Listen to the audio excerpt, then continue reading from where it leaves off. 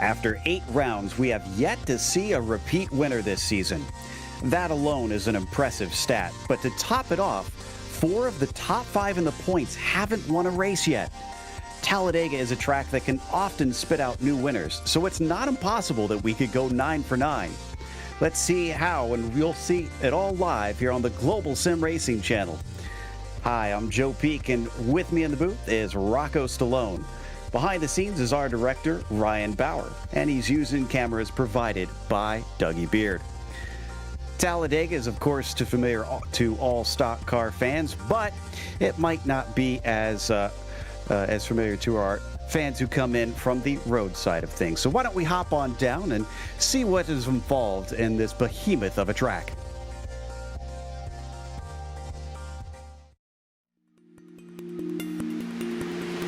Welcome to Talladega Superspeedway. Not satisfied with his incredible accomplishments with Daytona, Bill France Sr. plucked up a plot of land in Alabama east of Birmingham and had one goal: make it faster. At 2.66 miles and with 33 degrees of banking, he succeeded. Not only is the banking steeper and the lap longer than Daytona, but the track itself is wider as well. As you'd expect, this makes for one of the most unique styles of racing motorsports has ever seen. The slipstream allows drivers to stay with one another so easily that it becomes less about the speeds each driver can reach and more about the strategy of racing in a pack. Bump drafting is a technique in which the car behind actually pushes the car in front so that both are able to reach higher speeds. And side drafting is another in which the drivers use the air off the sides of their cars to slow their opponents down. Staying out of trouble is always a difficult aspect of superspeedway racing, and it's not uncommon to see drivers intentionally move to the back of the pack to avoid the chaos. In fact, the high speeds make large wrecks so hard to avoid that the term "the big one" has become commonplace to refer to the almost inevitable multi-car pileups the circuit is known for. Also, entering pit lane is its own skill, which requires practice in order to slow the car up as quickly and safely as possible. Keeping the car clean and in contention is the main goal for much of the event. Then the final few laps, it's a race to the line, with any alliances usually dissolving and the driver's urge to win taking over. Known for gobbling up cars and ruining a driver's good day in the blink of an eye, Talladega truly holds the title of the biggest and baddest track on the NASCAR circuit.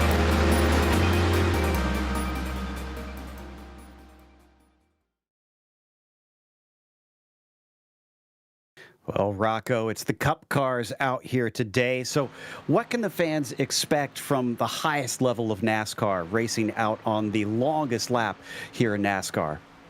I chuckled a little bit, Joe. You said anybody that's coming from the roadside that might not be familiar with Talladega. Anybody who's not Talladega or familiar with it's probably wondering what kind of madness this is. But, you know, 33-inch or 33-degree banking, obviously, in the turns, 2.66 miles around this monster of a track. It's kind of like Dogecoin. You know, you can be riding high 1 second, fall asleep, and forget you have 500 of them, and wake up and you're broke. Anyway, Joe, looking forward to it. Talladega's always fun, and I'm looking forward to seeing what it brings us tonight. Same here. We are waiting for the qualifying to start in just a few moments, but before we get to it, we of course have the Drivers' Championship to go over. They are working towards a chase format here, which will happen in round 16, but in the meantime, right now, leading at the top of the points is Ryan Carwile with 26 points over Calusa. It's about at the same distance back to Jonathan Hernandez down there. But then it gets tight between Hernandez and Wright, who is our first winner up in these top fives. Jeff Wright is. Liam Sheen a little bit farther back from him. But as I mentioned, a number of them still looking for that first victory and have been working it on consistency, and you can't get into that chase based on wins. So the points are important here in this championship and keeping that consistency. Rocco, what about today's race in particular? Why don't you run us down the race details for this event? Yeah, Joe, we were talking about some of them pre-race, a little stringent. So we're almost halfway through the season here. It's going to be 80 laps tonight around Talladega, so a lot of time for a lot of strategies to unfold. Guys are going to get 3 sets of tires. I don't really think that's going to be pushed tonight. It's not really about tires here, obviously. No fast repair. So if you get caught up in something, you're kind of done. So another incentive for the guys to be a little careful. Going to try for 2 green-white-checkered tonight. Hoping to do that. And we got some drivers competing in the Dash for Cash. $50 for the winner. Small stipulation on that, and we'll go over this more shortly. You have to have a green flag finish for this to be paid out tonight. So again, another wrinkle to a fun night at Talladega, Joe. Yeah, we'll talk about those specific drivers in a bit. As it is specific ones you'll be able to see on your screen which ones are vying for that. Only 5 of them are eligible in this specific race, and it changes in each race based on the top 5 finishers. Someone gets turned around there, unfortunately. I think that was Stravato, excuse me, in the 33, who finds himself turned around in these final few minutes of the warm-up. Speaking of warming up, though, Rocco, I'm taking a look at the temperatures out here today. It's a little toasty down in Alabama. It's 106 degrees Fahrenheit on the track surface. Is that going to be much of an issue, especially at such a wide track like this? Well, what'll make it an issue is if we have some lengthy green flag runs, these cars are going to start to get a little hot. And you'll either want to be out front or you'll want to be not behind somebody, because you don't want that water to be spiking, because a lot of these guys are going to be tucked in for many of these laps. So it's just another element that these guys are going to have to account for. You're going to have to step out of line here and there to make sure you take care of that car, because a blown engine ain't doing it tonight. Ooh, and another bit of fun there is Jeremy Miller, unfortunately, turning one of his cohorts around. I think that was Alex Bell, who found himself facing the wrong way.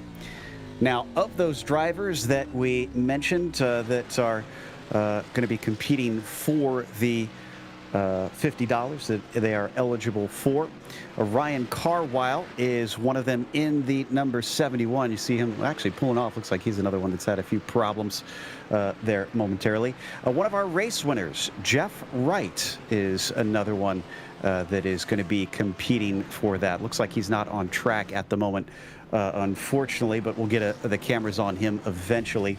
And then Angelo Horonis is one of ours in the number 29, currently sitting in pit lane, just taking a chance to take a breather before he heads out for his qualifying. And of course, there is Jonathan Hernandez in the number 19. Remember to look out for those green numbers on the car to see who is competing for the cash here today. And Alex Bell is going to be the last one in the number 15, parked rather curiously currently in pit lane, it seems, at the end, kind of blocking off the number 30 for a brief moment, it seems. But those are the 5. If you're wondering who is going to have that extra incentive to do well, which of all tracks to try and go for that cash, this is definitely going to be more like gambling, I suppose, than a game of skill out there today, Rocco. Yeah, and I think tempers might be a little high at the end of this race. Usually that's how it happens. Usually see a couple moves that some may call questionable, but that's what's fun about it, and that's why we come here. But again, for these guys, the extra $50, not a bad night of racing, I can tell you that. Just a couple more minutes to go. Now, one thing that we have seen compared to places like Daytona is that this is a much, much wider track out here. 3 wide, a little bit easier. But ever since they nerfed these cup cars a little bit, they don't have nearly as much power as they used to. Do you foresee much 4 wide racing? I know that happens every once in a while here in Alabama. I mean, I would think in a league with 1 car, 4 wide may not be necessary. We might see it at the end. But I think a lot of these guys, because 3 wide is pretty treacherous by itself, and I don't know if anybody's going to be willing to do 4 early on in this race, but you never know. I've been wrong. That's a good point about the length of this thing as well. At 80 laps out there, typically at these super speedways, we see about 30 some odd laps, just over 30 if we're under green the whole way. So what are we expecting? Maybe about 2 stops? You figure 2 or 3 stops. It's going to be interesting to see where it falls. Again, Talladega, everything we say is obviously around that. So depending on if a caution falls or doesn't fall, could break up some strategies, but I think you're about 2, 3, maybe. We'll see who has it fall their way, and if we wind up with green flag stops or not, because that is another big question mark. Could play a big factor in how people execute down pit lane. We're watching from onboard Nick Robinson right now as he takes it out of turn 2 and onto the back stretch.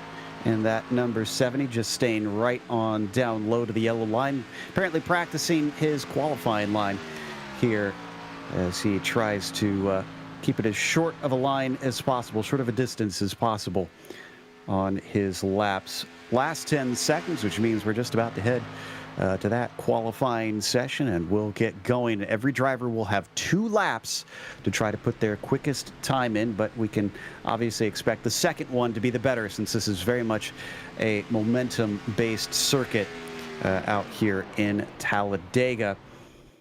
And we switch over. Let's see who's going to be the first one to put the car out there. But one thing that I'd love for you to kind of explain to our viewers, Rocco, that definitely intrigued me once I got more familiar with super speedway racing and seemed counterintuitive, is the way they start out on these warm-up laps, or sometimes even on their first flying lap, taking that high line. Yeah, Joe, it's something I had to get a little used to. I love super speedway.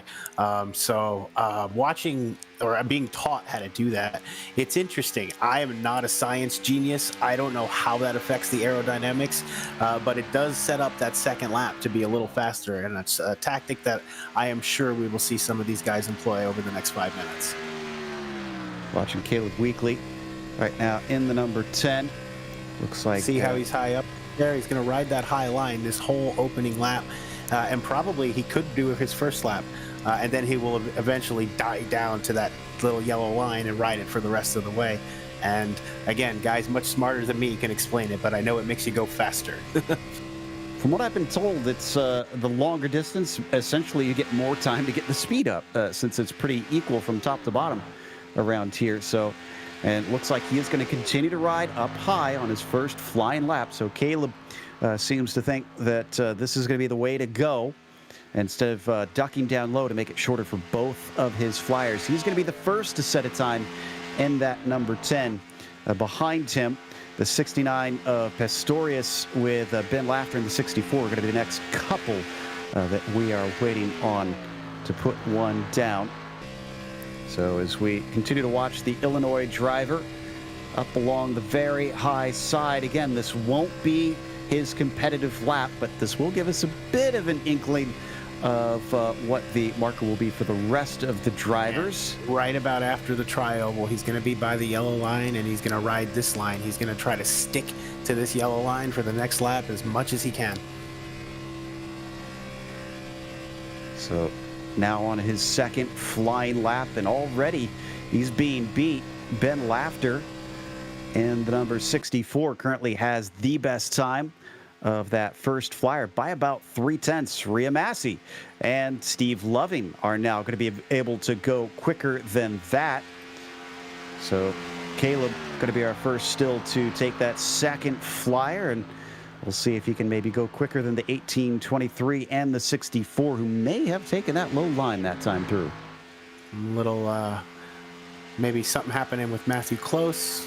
Initial times coming across in a minute, so definitely something. I'm interested to see what Caleb's time is going to be here. Same here. He crosses the line. It's a 51.088. That's good enough for fourth position. Ryan Carwile, in the meantime, who we're watching. Oh, Jeremy Miller just took the top spot by 4/1000ths of a second. He's quickly overtaken Stravato, Lakatos. Now it looks like Josh Banks has one down. He gets onto the front row next to Stravato. As we're continuing to watch Carwile, who's yet to set a time. This is, I believe, his first flyer in that number 71. Right, and you see these guys, it's tough. Qualifying at Talladega, it's just a funny animal because a lot of these guys, I mean, looking at the timesheet here, I mean, they're 1/100th of a second off. There's like 13 cars. It's crazy. Yeah, right now, the top 18 are split by less than a second. And as Carwile takes his first lap, looks like he'll go 16th. We're up to 21 cars. That's another thing that's curious about super speedway racing. I see a lot of drivers yet to even touch the track in this qualifying session. I take it a bunch are banking on just starting from the back of the pack. It looks so, and it looks like there was a little bit of discussion, and it is confirmed that the regulations say that you do not have to put down a hot lap in qualifying. Some leagues you must, but this league you do not. Watching Carwile now on his second one, just drifting off of turn 4 onto the trioval. And watch out for this start-finish line. It is not in the trioval proper. It's afterwards. As he crosses, it is a 50.905, and that is pole for the number 71. What about Hronis? Can he manage to top that as he comes through on his first second time lap? His first one didn't count. He must have brushed the wall or something. Only a 51.1, and that'll put him in 21st. 8 seconds left, which means I don't think we have anybody else who is able to set a competitive time out on the circuit. Our grid is now set. Let's go through that starting order. Ryan Carwile will be on the pole, and that is a bonus point right there. Robert Gaba will start in second with Jonathan Hernandez in P3. AJ Stravato starts fourth with Bailey Turner in the 5th position. To his outside, it's Josh Banks with Chris Stover on the inside of the next row. Casey Lakatos in 8th, followed by Liam Sheen in 9th, and Nick Robinson rounding out your top 10. Yeah, Joe, a little deeper in the field, Ray Massey in the 11th spot, and everybody here is so close together in their times.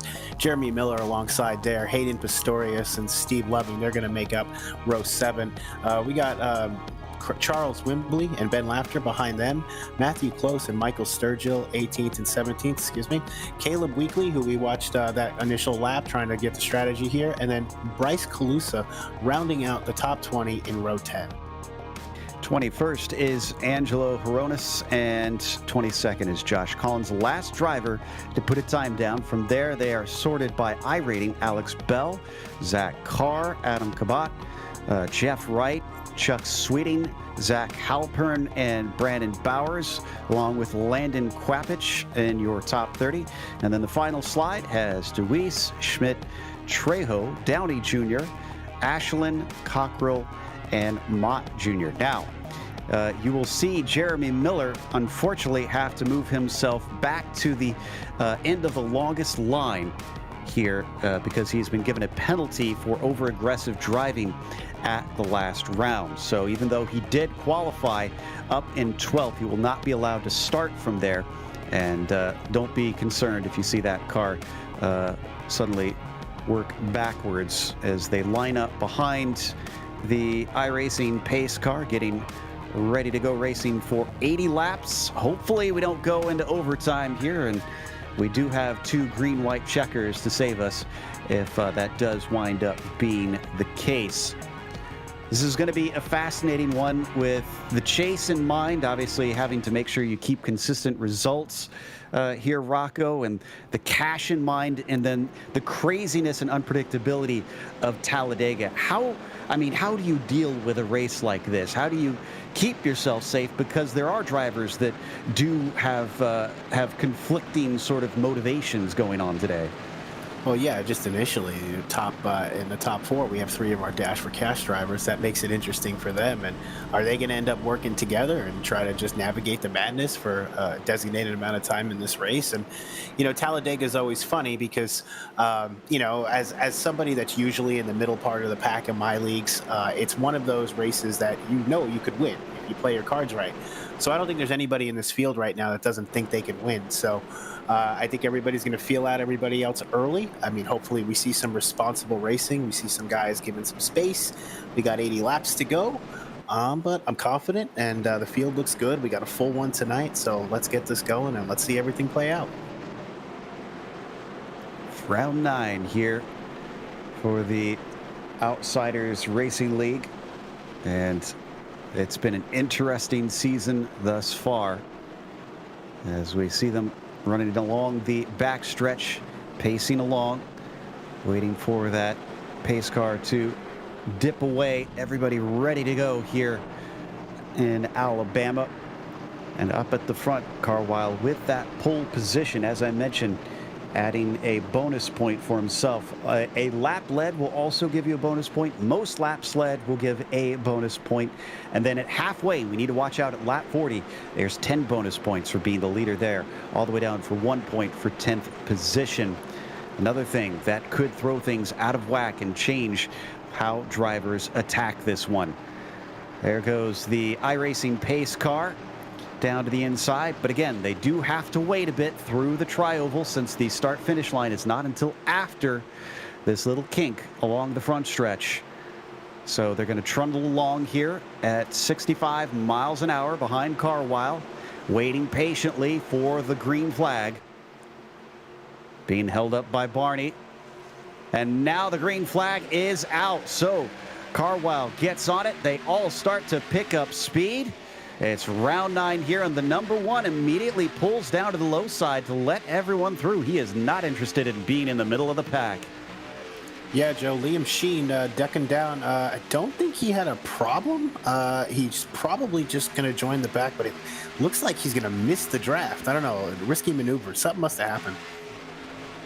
We've seen drivers want to try to get to the back like that before in this style of racing. Is already you're seeing some bobbing and weaving down the backstretch, trying to pick the open spot and the desired line. I mean, what are you thinking? Will we see mostly the low line, with it being the shorter line for much of the early part of the race, or do you expect it to maybe pick up the high line early? Well, the high line always seems to be what you're going to use to pass on the backstretch, and you know, as long as there's enough help up there. So I think it's whoever or whichever line decides, you know, more cars are going to be. Right now it's the low line. That's going to be the faster line. So I think we will see some guys fall in a lot of time, obviously. Boy, Gaba ducking down very, very quickly there to find his spot.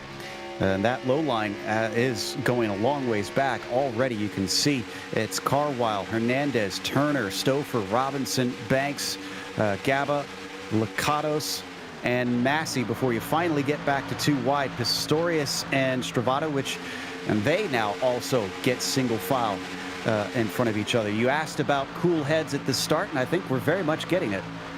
Yeah, I think so, Joe, and it's going to hopefully lead us into a long green flag run so we can get this going. Just a side note, Liam Sheen did lose the draft. Don't know what made him go to the inside on the backstretch of lap 1, so he's out of the draft, and it looks like a little bit of problem for Adam Cabot in the back. He's fallen off the pace. Don't know what happened there, but just letting you know those guys are back there too. It appears that he started from pit lane, which might come back to bite him because he's got no slipstream to keep up, so he could wind up being lapped if we don't get a caution within the first 20 or so laps here. As we ride on board with Michigander, looking back at Hernandez now. Everybody kind of pacing themselves at this point. I'm seeing if we have any 2 wide. I think looks like Calusa close, Ronis back there around 18th, 19th, 20th. Have a little bit of 2 wide, but otherwise there's almost nobody through here. There we see them on screen now. Yeah, and I think these guys, it's funny because it changes in a heartbeat. Right now, they're single file, but 2 laps from now, they could be 3 rows of 2 wide. So I think everybody's feeling each other out, getting a feel of the track. And I think just what you should be seeing at a level of racing like this. So hopefully this continues. Not a whole lot of pushing. Ooh, and as soon as I say that, the top 3 give each other a big shove down the backstretch. But seems like drivers not getting terribly close to one another at this stage. You mentioned overheating and whatnot. How long do you think it'd take of pushing really hard before they really got to be concerned about that? It really depends on the car. There's a lot of different levels of cars. But I think at the cup level, about 20 laps, you really started to worry about it. So we're on board with Massey now, who is on the inside of Pistorius, hung out to dry. Is anybody going to go and help the number 69? So far, no dice, but someone from behind is coming up. Looks like that's Matt Close in the 92.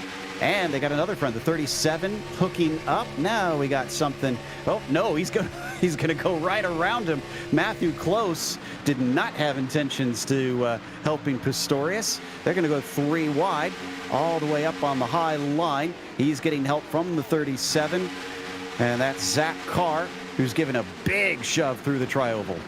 Yeah, we see a couple cars just getting sandwiched and guys going left and right.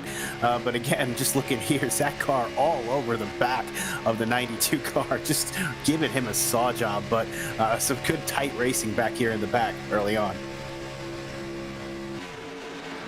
So Close able to continue to push his way forward up to 16th, and the pushing stops as the 37 backs off, and Quapich is going to get back by him. Now watch out for that yellow line. We often hear about the racing boundaries, the track boundaries in F1 and things like that. But that exists here on ovals as well. Right, and there's the regulations, and then there's the gentleman's agreement, because if you go low enough to be under that yellow line, you're in someone's bad zone, and that's something else. But yep, can't make any passes under the yellow line. It is against the rules, and it's been debated over the years, but that's how this race is run, and that's how we're playing it.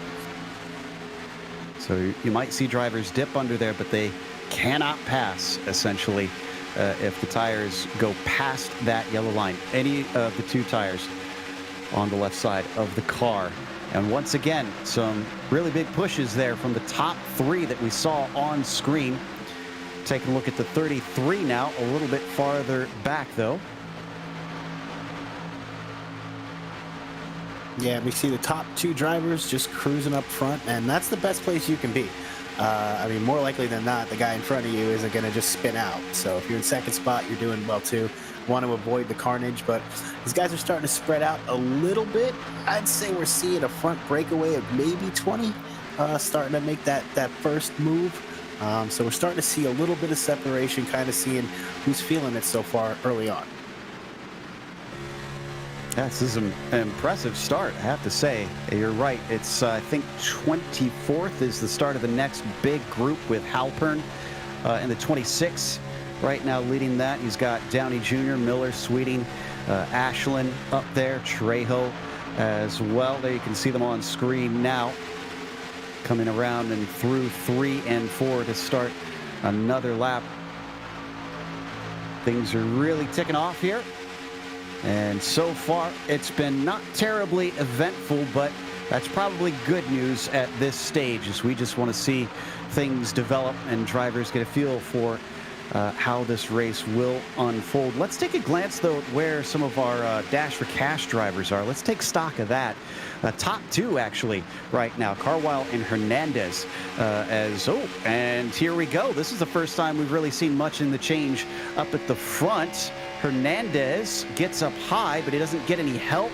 Instead, it looks like he's going to fall back as the 24 of Turner is now going to go by. Interesting decision there. He's got to squeeze that one in there. Good work by the spotter there, but you see him giving up a couple spots. I don't know if he was looking for someone to go with him or if someone was supposed to go with him, but he went by himself, and you see what happens when you have no help on that high side. Yeah, the importance of alliances can't be overstated, as this is 25th place Hronis right now, 26 make that, who's a little bit farther down the order.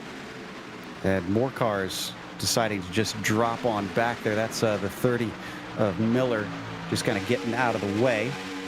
Jeremy not doing too bad considering he started at the very back. He's in 28th, but he's still got a ways to go to get up the front. Not impossible to do that. This is Alex Bell, another one of our Dash for Cash drivers, obviously also pretty decently far back there. Yeah, we see a couple of 2 wide formations going on in the back over there, trying to form up and catch these top guys. But the top 10 pretty content to just stay single file, working that yellow line. And the last one vying for this, Jeff Wright in number 2, is back in 35th, and he and his cohort, which is I think Clifton Cockrell, have very much lost the draft. There you see him now. This is bad news for them. They are way back from the next group. This is about 12 seconds a good quarter of a lap behind. They almost essentially need a caution to get back into this thing. As once again, we look at the leaders, past 10 laps into this thing. And we're going to cross the line one more time. Still nobody willing or foolish enough to come and pit at this stage in the races. No reason to. So we keep cycling around here, Rocco, and instead of Hernandez up at the front, it is Carwile once again, but with a different pusher. Yeah, and representing the Hokies up front, so good for him there. And yeah, he's trying to get a push from Bailey Turner, who's trying to get the nose there. But again, content to ride around the inside, but it's really hard to make it past. We saw that with Jonathan Hernandez. You have to know someone's going to go with you. If you can get the help of about 2 or 3, you're going to go to the lead, but that's a big risk. And I have to imagine, because this is a fixed setup series, and they have teams in this series, that those alliances probably going to be ultra important, as now we see them starting to fan out, going 3, almost 4 wide here, a little bit farther in the back. That's the 20 as he works his way through there. Calusa then getting back single file is Caleb Weekly as well. Ben Laughter with him. Pistorius, we saw Pistorius dropping back before. He seems to have stopped the bleeding at 21st. And up a little farther in front of them, some 2 wide now happening as Deweese, and the 18 of Loving had to suddenly get out of it. Yeah, and that's good looking out on both those guys' parts, because that's you get in this lull, 13 laps in, and all of a sudden things slow up on you. You got to be quick on those brakes. 33 not giving much space. That was Stravato who got right in front of Sturgill. Thankfully, nobody got turned around on that one, but he left less than inches to spare. He'll get in behind the number 51, Braxton Deweese, in that process as we watch from onboard Sturgill looking back at the 18 of Loving. Yeah, and Stravato, the 33, he's one of our Dash for Cash drivers tonight, so he's got to be making a little bit of moves here. I don't think he wants to be back in all this madness with $50 on the line. We're getting closer to a quarter of the way through. So remember, at halfway point, the drivers get bonus points, and if you're vying for the chase, getting into the chase, that could be important, especially considering Carwile, our leader in the overall championship right now, only has had 2 top 5s in this whole season, but has the second most bonus points of anybody. So he's made great use of those. If he didn't have those bonus points, he would only be second in the overall points right now. Oh, Joe, I'm listening to what you're saying, but back here, 13th, 14th, there's some moving around here. These guys are feeling really racy, but yeah, it's something that I'm hoping to see more of. I'm sorry, Joe, I'm just kind of lost for words. There's a couple close encounters back here. Yeah, Matthew Close appropriately in there. Top line's dropping back. Look at that. That's the 64 of Laughter. And it looks like one of our Total Downforce racing cars hooking up behind him. That's Pistorius in the 69. But Pistorius doesn't get anywhere near that rear bumper. Has no intention of pushing it, it seems. And their third in line, the 37, drops down low. They get a different one. The 20 of Calusa joins, and they are all swapping around quite quickly as Pistorius now decides to get in underneath Weekly. Yeah, these guys, especially up front, and now they're getting into lap traffic. This is going to get interesting.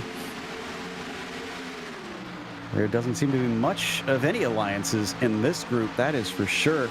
As we now glance back at the front, and this is getting a little bit more mixed around. What if we're starting to see drivers try to find their way up front so that they can get those bonus points?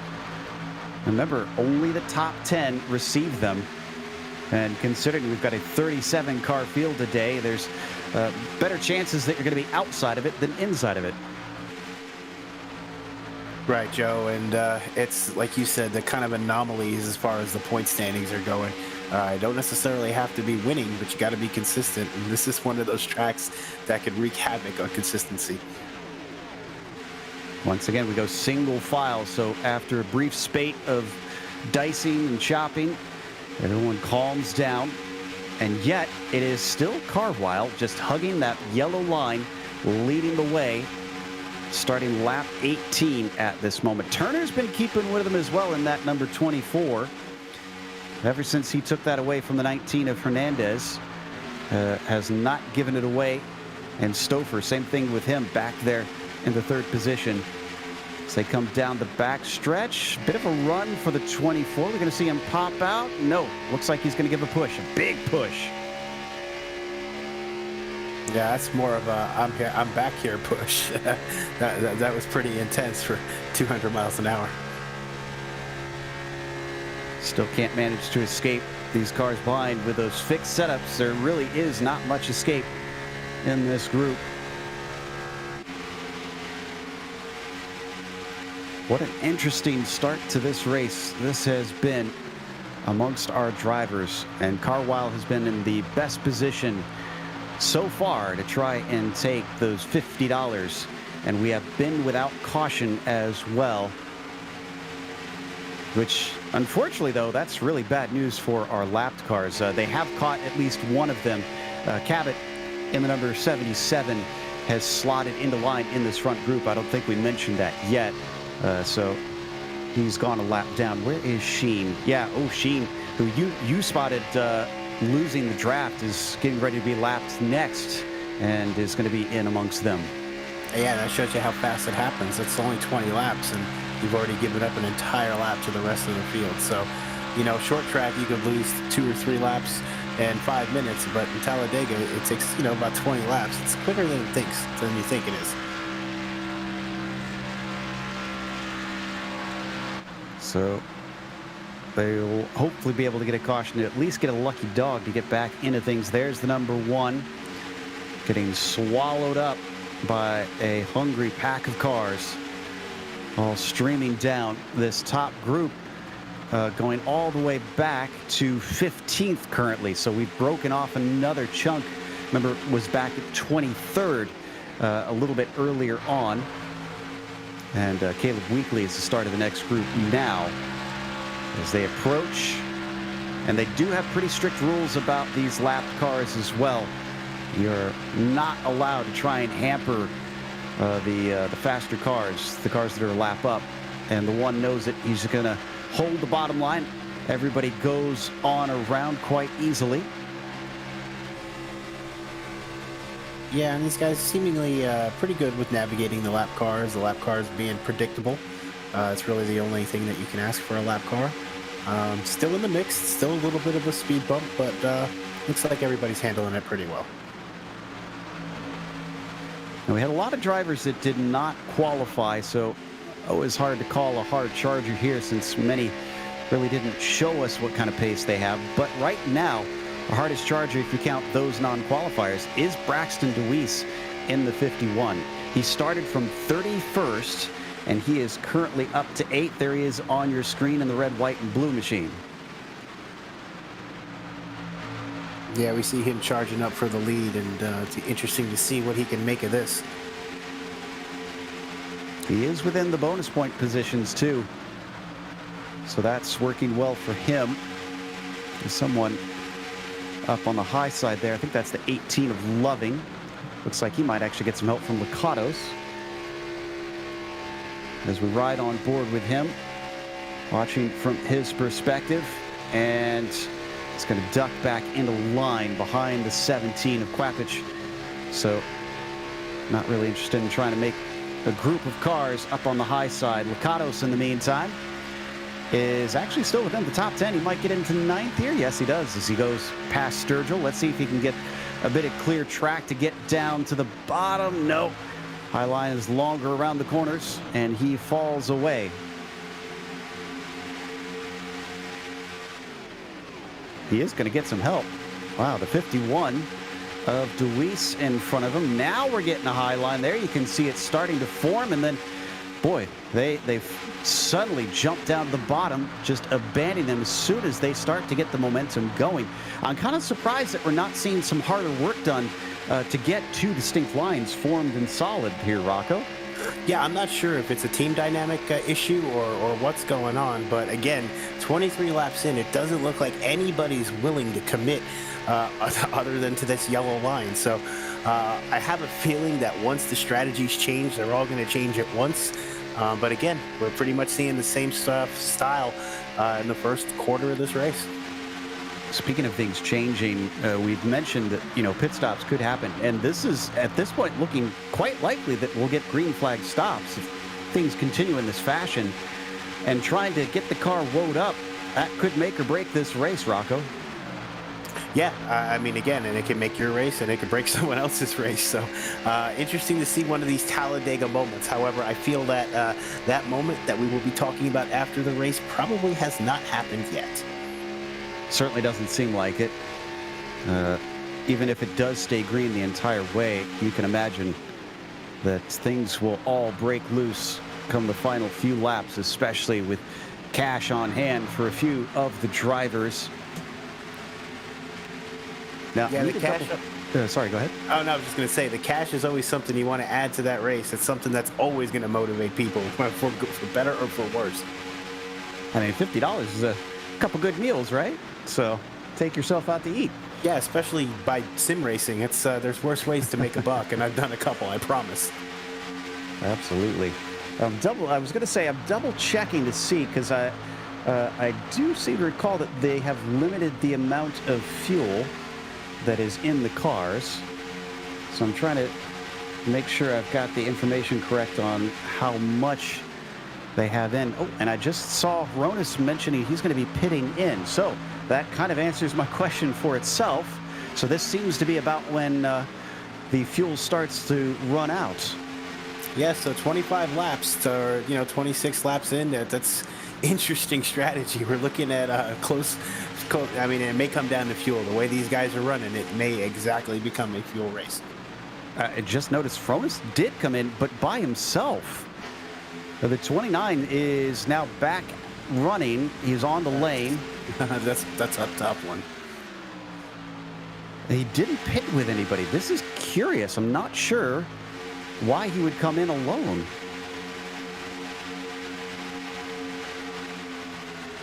I don't have an answer for you, Joe. You just look and you see the field. They're just coming for him. They're just going to overtake him. He's going to go a lap down. Dash for cash driver. Interesting strategy call. Like to know what was going on there. He's extremely vulnerable, too. It's 80% fuel, by the way. Now we got a couple more. Saw Miller, Cockrell, Downey Jr., Alex Bell announcing that they are pitting in. This is where it can get wild. Who is going to be able to slow it up the quickest? I know it sounds weird, but trying to get a car stopped from 190 miles an hour. Here they go, diving down towards pit lane. The 71 is coming in very, very hot. Our leader, can he get it slowed up in time? The 24 gets a bump from the 1. And it looks like everybody keeps it pointed forward, but did anybody get a speeding penalty from that? It's going to be interesting to see. It looked like the 29 was at a pretty sharp angle. He might lose some time. He's going to have to back that thing up. 76 spinning. We got action. Trying to find him here. That was Collins, unfortunately, and it looks like I think he actually got a bump. I want to say it's from the 25. Yeah. Tim Downey Jr. ran into him trying to get into his pit stall, and poor Eddie Trejo had to really take avoiding action. Here they come back out. Now there's one driver in there that looks like they're exiting without any friends with them. That up at the very front. And that is Carwile, our leader. Oh, we got a spin. We got a spin. 13, Stouffer, who was actually in the lead at the time. Spins coming into the pits. He bumped that thing up pretty bad. Gets it turned around and is going to lose a lot of time. Oh, and there's damage on the front, which is going to hurt him in a straight line. Let's take a look at it. Yeah, he did it all himself. Boom. That's going to hurt. An embarrassing thing to happen, but it's happened to many drivers, especially here in iRacing. I was about to say, it might seem good for Carwile to be out and ahead as far as he was, but I have a feeling he's about to be swallowed up because there's a pack of about 4 that are suddenly coming along in a hurry. Yeah, we see guys lighting them up the whole time. Everybody's coming in pretty hot. Just to update on the 13, Christopher. He's opting to fix his damage. Probably see him. Oh, he actually got somebody at the 17. Was that the 17? That was Krapich, and he catches it. And I think it was Cabot maybe that caught him. Yeah, the 77. He gave a little apology over the radio. Only driver waiting to pit now is Jordan Ashland. Everybody else has been in. This is the perspective of the 17.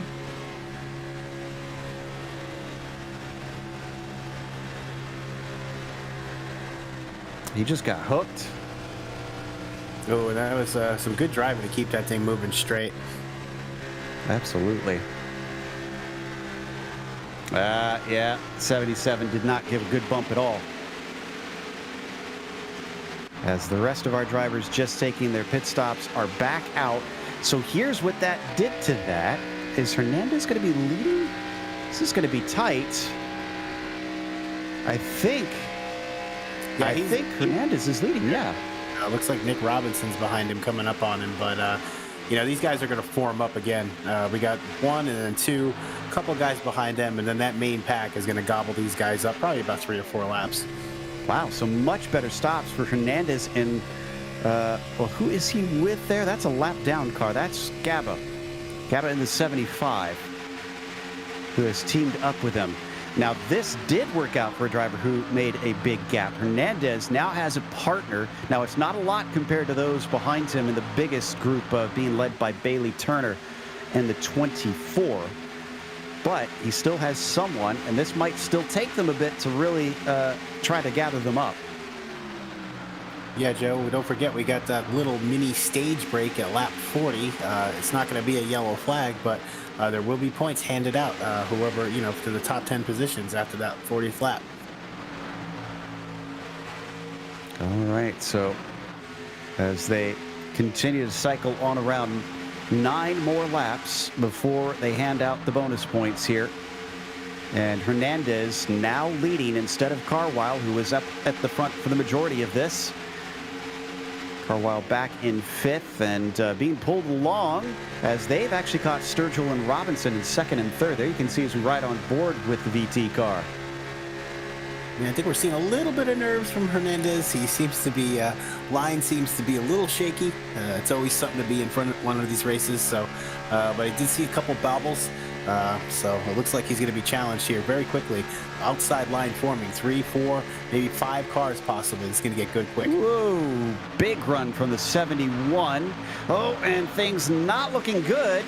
Not sure if that's just a bad connection there, trying to hook up with the 19. Another big bobble there from the 24. Cars scattering a little bit, going 3 wide. This was a sloppy hookup with this group meeting the top 2.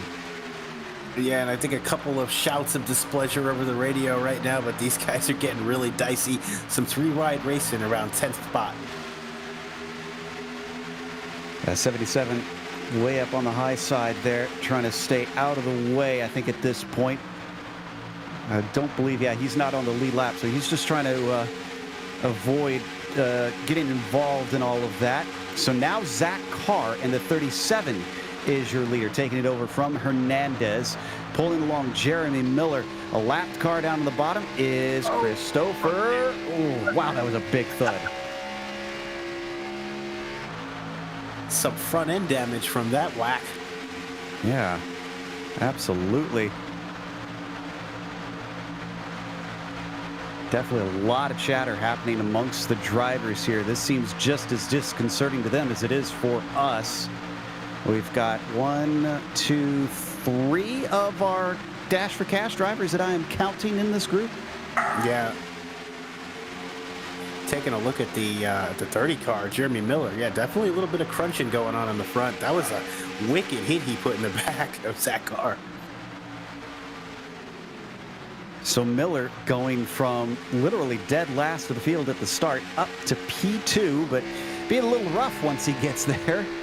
Hopefully that doesn't come back to bite him. You can still see the little crinkle. And while it might look minor, oh, another, oh, trying to push in the tri-oval. Wow, Joe, he's giving him saw after saw.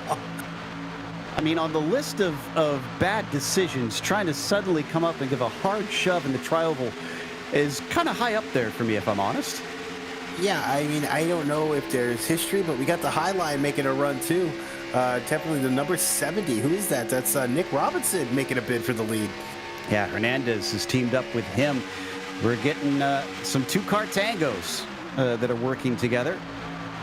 And, ooh, man, the 19, though, is not looking like he's having an easy time pushing as he's just wobbling back and forth behind Robinson. Yeah, and these guys just really racy. I think this is what happens 35 laps around a super speedway. You kind of get zoned in, and once things start moving around a lot quicker, everything gets a little chaotic. But they made it now. The 70 did. The 19 having a little trouble trying to duck down in front of the 37 of Zach Carr. Once again, the 30 giving a very hard push, and the 19 gets hung out to dry. He doesn't get second place. He has to settle for P4. And Jeremy Miller will definitely is in my book as the most aggressive driver of the first half of this race. So I'm just going to leave it there. As behind them, another little bit of action. The 24 got into the back of the 75. That's another one of our lapped cars.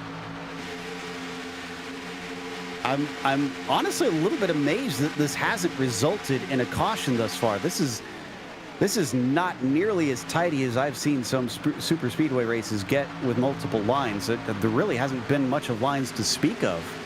So, Joe, no hitters, goalie shutouts means nothing to you right now? So we're just going to have that? Hey, if it happens, it happens. And once again, you said it before, Miller, a really aggressive pusher, and he got his penalty from being aggressive, but the 37 is going to take it anyways as he almost gets alongside the 70. Yeah, unless he gets some help, which looks like he might get. He's going to be hung out to dry, but as I say that, the top line forms again, and Miller lives to push another day, I guess. Once again, we're getting someone taking it 3 wide. That's our lapped car yet again, the 77 of Cabot. Can't tell how much of this is him trying to stay out of the way. Now he drops back. So, yeah, I think that was him just maybe trying to get out of it. Maybe we have our first wreck of the evening. The 70's off the racing line. He turns it around and gets going. Doesn't hit anything. No caution. Let's keep it in the pocket. Well done. Well done. Let's take another look at this. I didn't see how this one started. Although, Joe, I don't think it ended well for the blue cone. Yeah, just was at the wrong place here. The 19 is pushing. He hooks that quarter panel. I think the 19 lost a few places out of that. Yeah, Hernandez is down in 9th after that as well.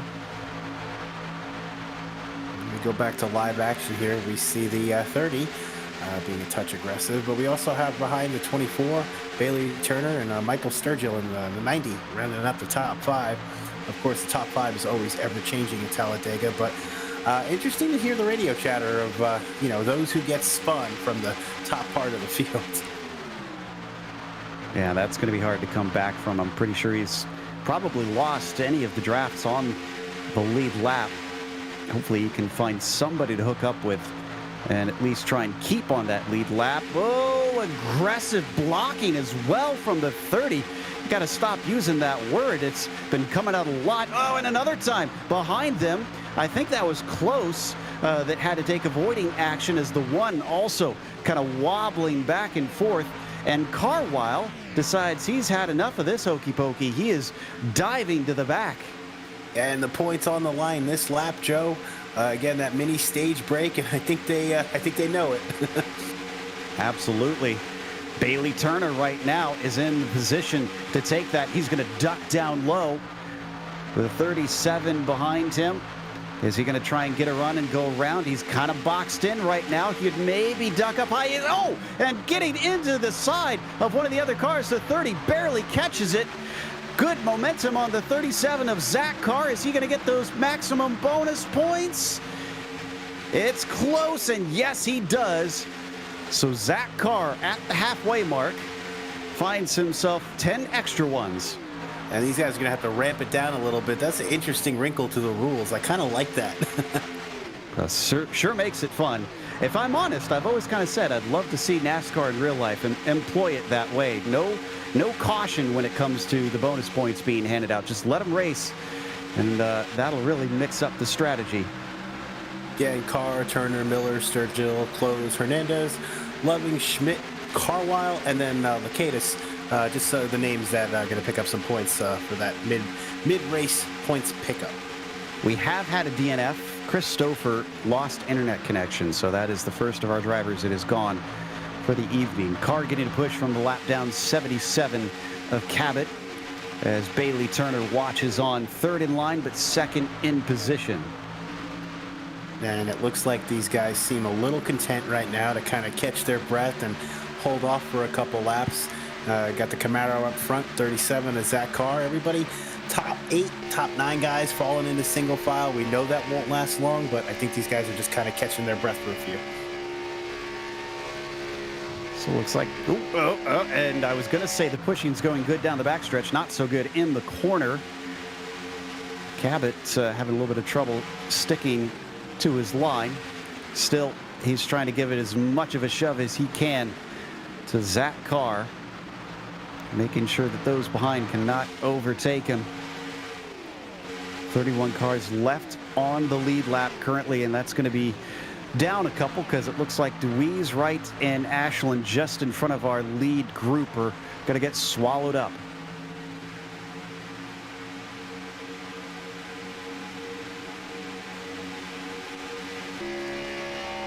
So first set of pit stops we saw around lap 26, 27. So let's say that's going to be 50.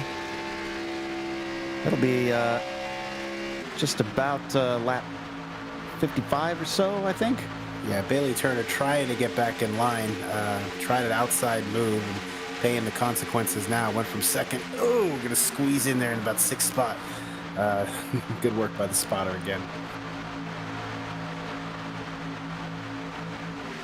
Now, I thought those 3 cars were going to find themselves passed by our leaders, but they're actually starting to pull away a little bit. Must be just working together better than what we've got from that lead group. In fact, that lead group is being led now by Adam Cabot, who is now the last one on the lead lap. The 37 trying to push him along. And Jeremy Miller now finds himself in P2 instead. Yeah, it's interesting because Cabot is under no obligation to let the leader by here. So this could make things interesting. Yeah, if they get a caution, he will get his lap back, obviously.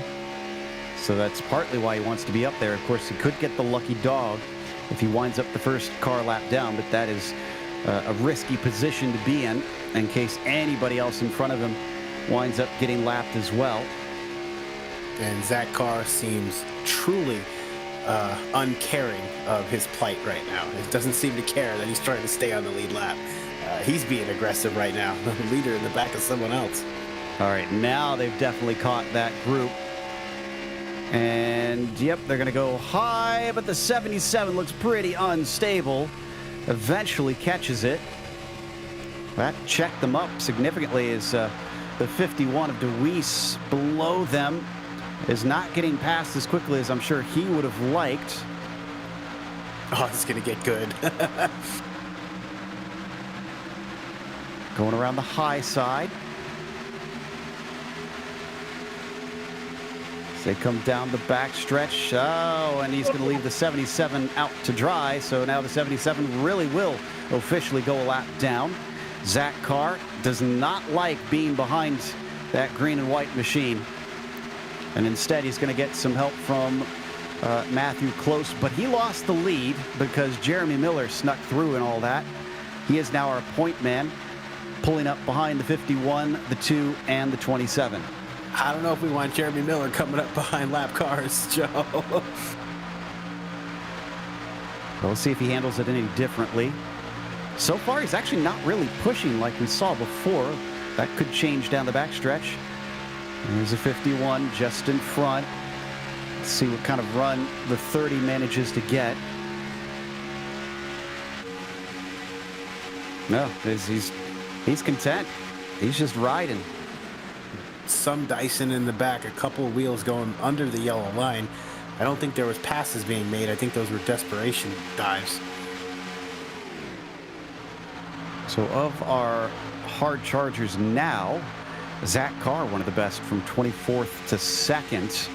Quapich actually has gone from 30th to 7th himself, so that's a nice run for him. These are all pretty much drivers that did not qualify, though. And after running up front early on, Adre Stravato is our top running Dash for Cash driver, currently in 5th spot. That's actually rather surprising, since he hasn't been one to be leading those Dash for Cash cars. Now, remember, it is not if you're the lead Dash for Cash car. It is if you win at the end of this race that you earn those $50. So all Stravato's position means for him at this point is that he is the best position to try and claim it, but he won't get it just by being in front of all the other green numbered vehicles. Right, Joe, and as we mentioned earlier in the broadcast, has to end under green. You are not eligible for the Dash for Cash if the race ends under a yellow flag. Apologies. The 33, not one of our Dash for Cash drivers. He has put green numbers on his car erroneously, apparently. It is actually Hernandez, I think, the 19 in 9th. Well, joke's on me. Thanks, guys. Yeah, no, I got caught out by it, too. Someone will need to have to yell at him afterwards, I suppose, for confusing the poor commentators. Interestingly enough, actually, at the front of this group, the 2 is part of that Dash for Cash as well. That's Jeff Wright, but he's nearly a lap down. So, right position amongst the leaders, but unfortunately not in official position. Yeah, and these guys moving on strong, following again, single file in the field now. Top, 20, single file. I think they're kind of amping up, getting ready for that second half of the race. I think we're about to see a lot of fireworks. 30 to go.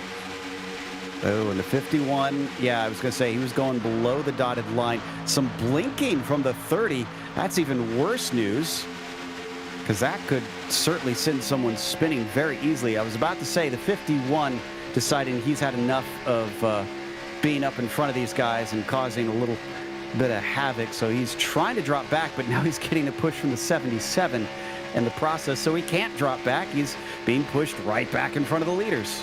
Yeah, Joe, and right now I'm sure there's a lot of differing opinions about these cars that are on the tail end of the lead lap.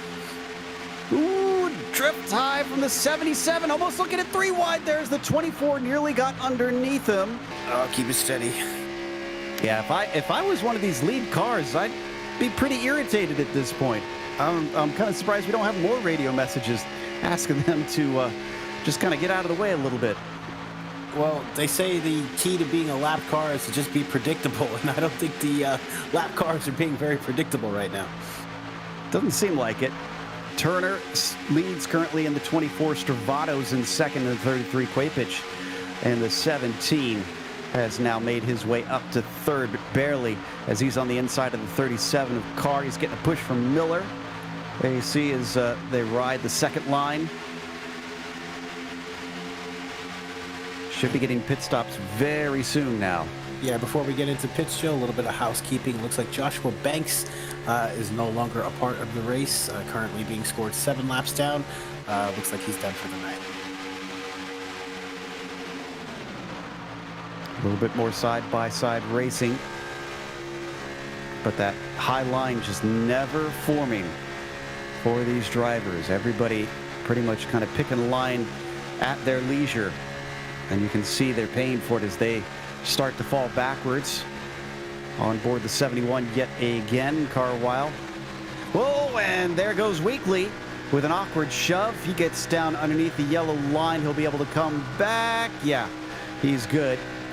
And unfortunately for Carwile, that separates him from the group. Yeah, and that's how it happens. You know, you lose 1-2 cars every few laps, and Eventually you get a top 10 breakaway group, but looks like everybody's pretty much staying together. Top 16, 17 guys together. This is, yeah, oh, the 18 just surprised him. Turned him a little bit. Eventually, he manages to get it back on the track. Yeah, Bailey Turner not looking very pleased right now with the 77. Honestly, I don't think this entire front pack is pleased with the 77 right now. So he's been riding pretty well with all this pressure on him. And David Mott Jr. just announced he's pitting in this time. That's the 4. He's actually another one that's nearly going a lap down. So he's not with the lead group. Oh, we got, someone under the yellow line, back over the yellow line, 3 wide toward the back. Oof. That was Miller once again.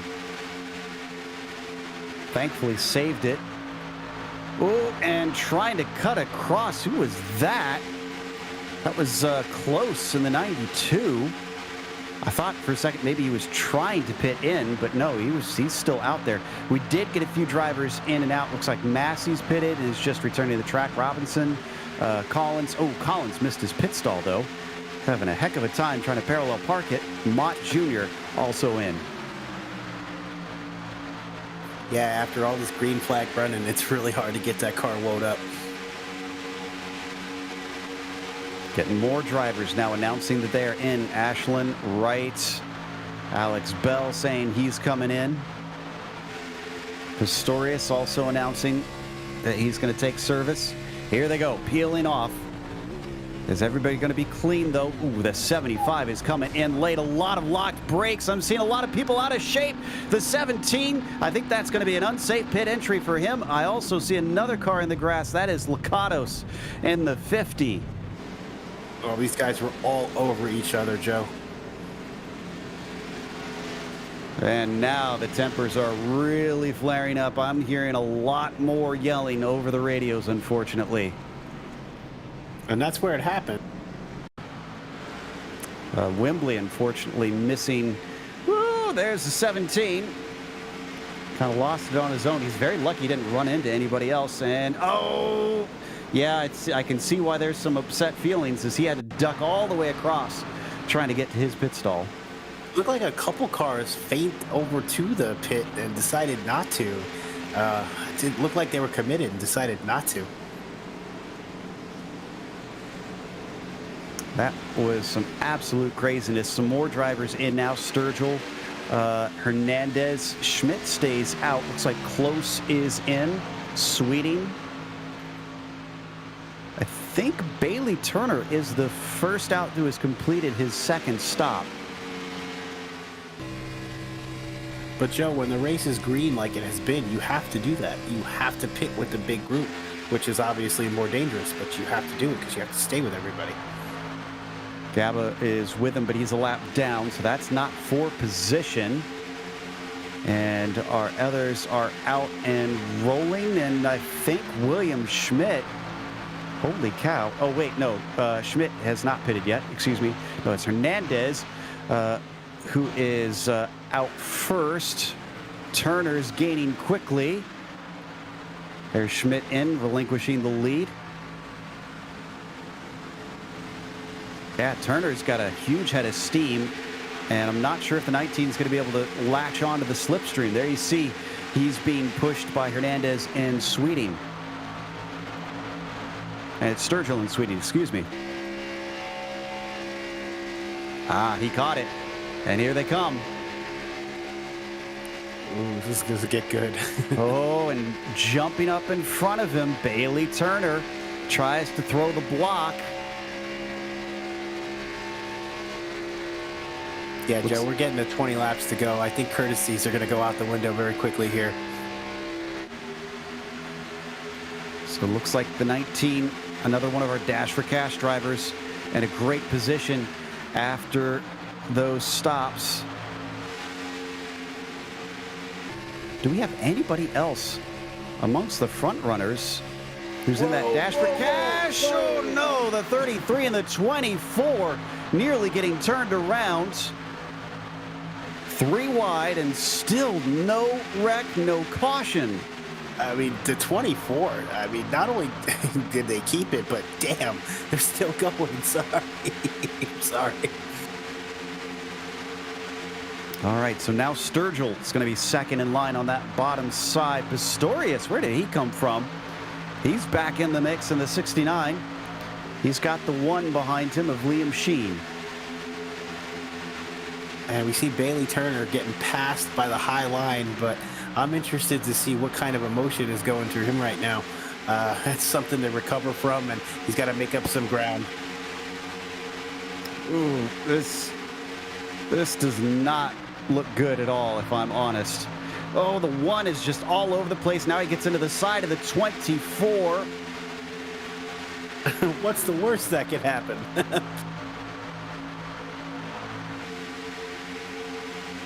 And Sheen getting on the radio in a discussion with Bailey Turner, telling him he's got his own race to run. So no sympathy there from Sheen.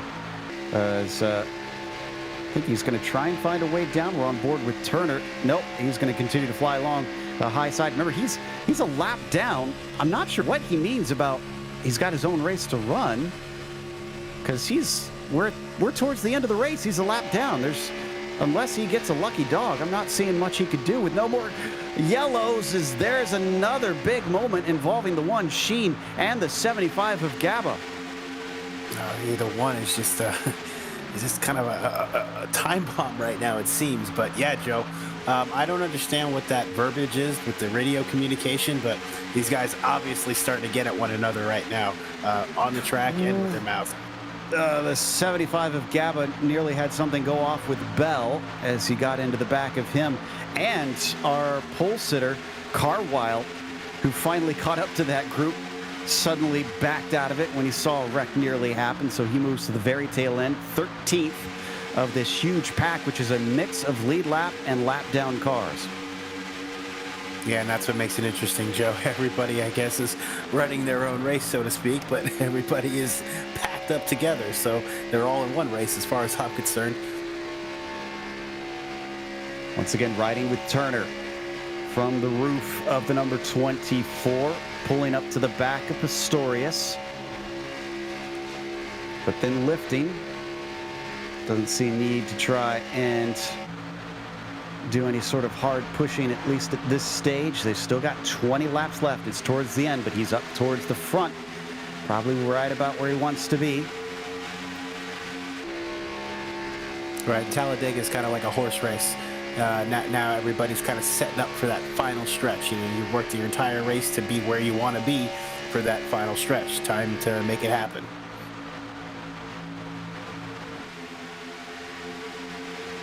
Ford dipping his wheels below the yellow line in the corner. Not always the best of advice, as the car can get upset with the transition, but he keeps it together. Hernandez continues to hold the top spot position-wise, but not in the pack. That is Cabot and Ashland in front of him, both lap-down vehicles. Starting to see single file again. These guys gearing up for that final push that you said before. I don't know how much patience these guys have left. They've been yelling at each other for the last few laps, so it's going to be interesting to see how patient they are for the last 15. Something happened with Sheen there. He suddenly dropped back and yelled an expletive over the radio, trying to figure out what was the cause of that. I thought maybe he blew an engine or did something in that realm, but no, car seems fine, so I'm not sure what upset him there. And Joe, we were mentioning it earlier in the race. It doesn't look like any kind of overheating issues so far. I haven't seen anybody pulling out when they shouldn't be. So I guess the Cup car is not doing too bad with the cooling today. You know, here's the wild thing. If we look at the temperatures, the track temps have gone up to 115. Whoa, and a few of them what's diving. Going on here? What's going on here? We got what's with the Sunny D car? This is 17. That was what was going on there?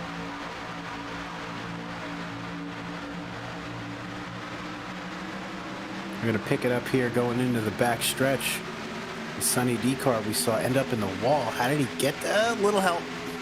Little help. Oh, and that was a big thwack.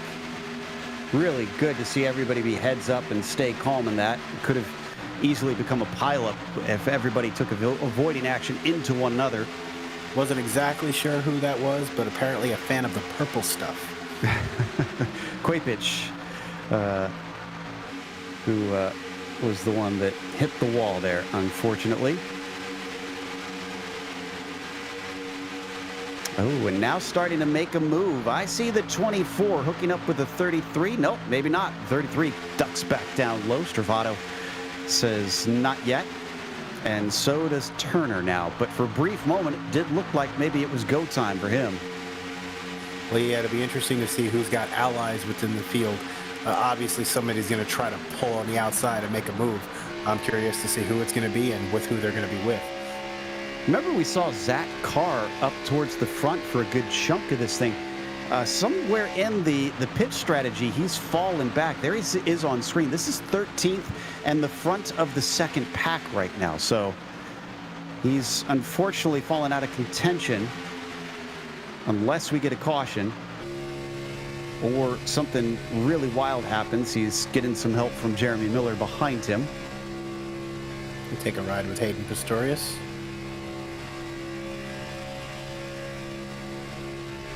Yeah, the number 69 out there is running third in the front group. That's second, Michael Sturgill, just in front of him, and then Jonathan Hernandez still running at the point as Ashland and Cabot are not willing to give this one up. At what point, though, do you think, or do you feel like here, Rocco, that those two need to sort of give up the ghost and say, okay, we don't want to play a factor in something bad happening here at the front. Let's drop away. Well, I mean, I wouldn't want to be them in this spot. But as of right now, with 13 laps to go, I mean, you're really not going to do much from that position in the field anyway. So there does, I think by now it's kind of like, okay, get out of the way. Maybe with 10 laps to go, the steward might say something, because I know in some leagues I've been in, it doesn't matter what's going on. You got to move over within 10 laps. So we'll see. But yeah, I think they should move soon. That's Mott and Robinson that they've also hooked up with. So now it's 4 cars close to going a lap down. Almost looked like it checked up the 19 a little bit there too. Hernandez was starting to pull a small gap over Sturgill and Pistorius. And now they've caught that right back up. Huge head of steam behind them there. You can see him on the high side. That's the 24. Turner and his friend is going to help him this time. Stravato now giving him a little bit of a push. And there's an opening for the 24. Does he abandon him now that he's got one spot? Yes, maybe. Almost. Yes, there he goes. These guys really got to be listening to these spotters at this point. I agree. Ooh, a little bad shove there from Pistorius on Turner. But yeah, I think you're right. A good heads up will be absolutely critical to staying out of trouble. And even then, sometimes it's going to be out of your hands. You can see this front group goes back down. Oh, we got to run on the inside. Saw that coming. Oh, saw that coming. Lap traffic around, car in the wall. Yellow flag still not out. I don't think they're going to throw it. That was trying to catch them. That was Ashland. Yeah, that was one of our lapped cars, unfortunately. And turned by our leader as well. But there's 3 more in front of him. I don't know if he's going to do that to everyone. Well, I hope not. I think the stewards would want to go and have a chat if he did that to each and every one of those lapped cars. And let that be a lesson to the rest of you. Yeah, really. Coming to 10 laps to go at the line. And still Cabot, Robinson, Mott Jr. holding out, maybe hoping for a caution to get or to stay on the lead lap as they fly through the tri-oval. Hernandez very close to getting 50 cool dollars in his pocket. And who is the next nearest here? I believe Carwile is, but he's fallen back. He's lost the front group. He's down in 11th. Yeah, and honestly, Joe, I think they're just sizing him up because he's kind of in a tough spot right now because he's not going to give up that yellow line. But these guys behind him aren't going to let him just sit there. And you know there's going to be an outside group for him. Unfortunately, I don't like the position that Hernandez finds himself in currently. So as they come back through, what can he do? There's been a lot of discussion now, and now we got a caution. Ho-ho! It pays off for those top three. Trying to figure out who caused that. Is that Zach Carr? It is. Oh no, one of our former leaders. Oh, this is not going to be good for a driver who was given an EOL this race for aggressive driving. That is Miller.